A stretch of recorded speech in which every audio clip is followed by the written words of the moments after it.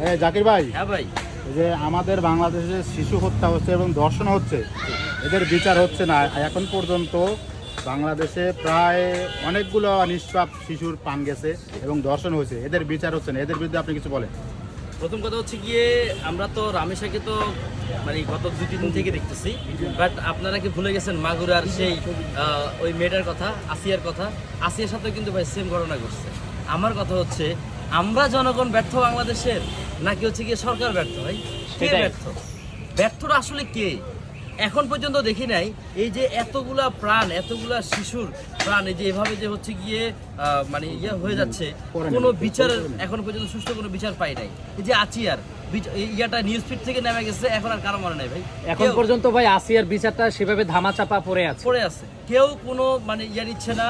ওই প্রথম কয়েকদিন সবাই হচ্ছে গিয়ে রিয়াক্ট, ফেসবুকে রিয়াক্ট, পোস্ট, হ্যাশট্যাগ, এর মধ্যে সীমাবদ্ধ। নিউজ ফিড থেকে নেমে গেছে, সবাই ভুলে গেছে।